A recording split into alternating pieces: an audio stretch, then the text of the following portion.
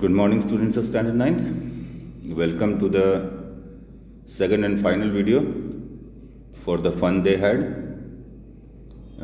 Since it's a revision video, we are not going to detail. I'm going to break the chapter into value points.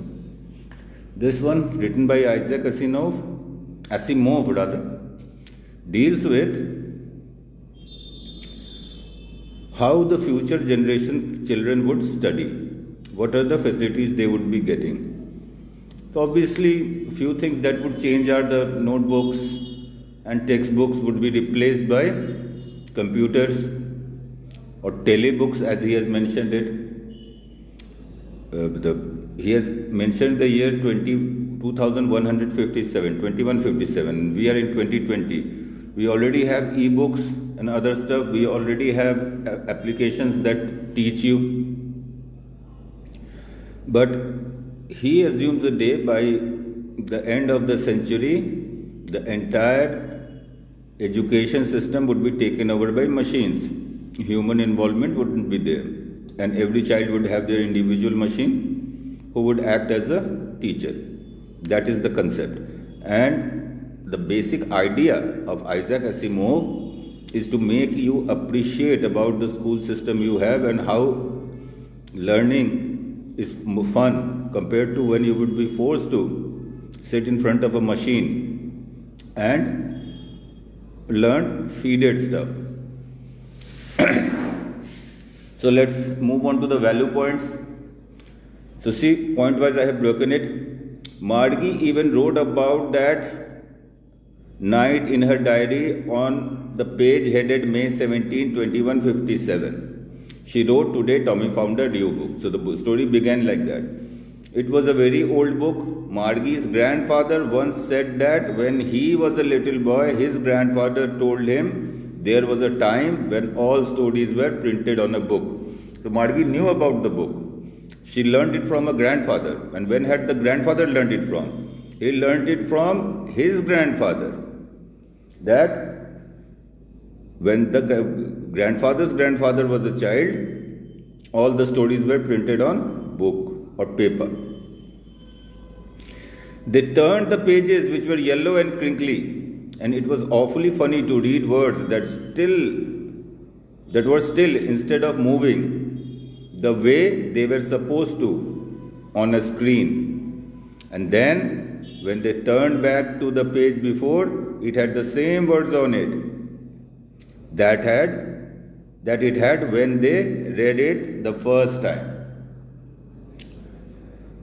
"Gee," said Tommy, "what a waste. When you are through with the book, you just throw it away. I guess our television screen must have 1,000,000 books on it, and it's good for plenty more. I wouldn't throw it away." So as we see, Tommy's reaction was, a book becomes useless after you have done with it. You have read it completely. And he said his computer was far better, or his television screen was far better, because it had thousands of stories and had space for even more.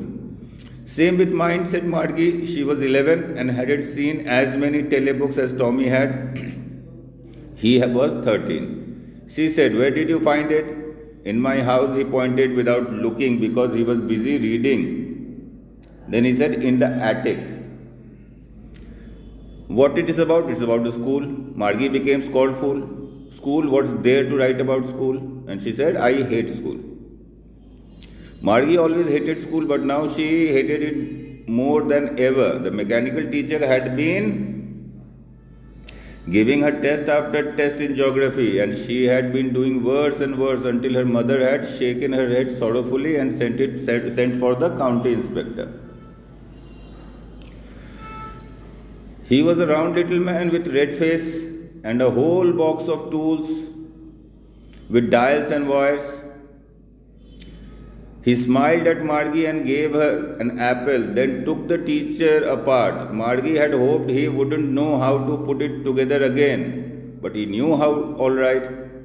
And after an hour or so, there it was again, large and black and ugly, with a big screen on which all the lessons were shown and the questions were asked. That wasn't so bad. The part Margie hated most was the slot where she had to put in the homework and test papers. She always had to write them out in a punch code. They made her learn what when she was 6 years old, and the mechanical teacher calculated the marks in no time.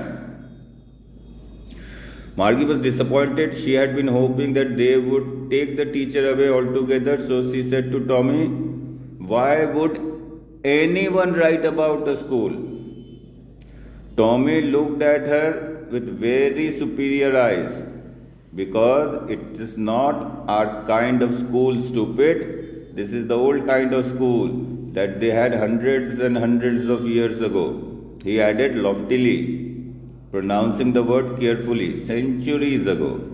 Margie was hurt. "Well, I don't know what kind of school they had all the time ago." She read the book over his shoulder for a while, then said, "Anyway, they had a teacher." Sure, they had a teacher, but it wasn't the regular teacher, it was a man. A man? How could a man be a teacher? Well, he just told the boys and girls things and gave them homework and asked them questions. A man isn't smart enough. Sure he is. My father knows as much as my teacher. Margie wasn't prepared to dispute that. She said, "I wouldn't want a strange man in my house to teach me." Tommy screamed with laughter. "You don't know much, Margie. The teacher didn't live in the house. They had a special building, and all the kids went there. And all the kids learned the same thing, sure, if they were the same age. But my mother says a teacher has to be adjusted to fit the minds of each boy and girl it teaches, and each kid has to be taught differently." They weren't even half finished when Margie's mother called. "Margie, school." Margie looked up. "Not yet, Mama." "Now," said Mrs. Jones, "and it's probably time for Tommy too." Margie said to Tommy, "Can I read the book some more with you after school?" "Maybe," he said nonchalantly. He walked away whistling, the dusty old book tucked beneath his arms. Margie went into the schoolroom. It was right next to her bedroom, and the mechanical teacher was on and waiting for her.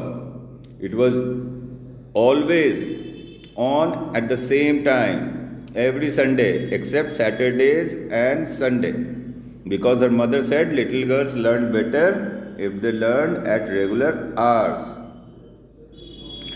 Now, last few points. The screen was lit up and said, "Today's arithmetic lesson is on the addition of proper fractions. Please insert yesterday's homework in the proper slot." Margie did so with a sigh. She was thinking about the old school they had when her grandfather's grandfather was a little boy. All the kids from the whole neighborhood came, laughing and shouting, in the schoolyard, sitting together in the schoolroom, going home together at the end of the day.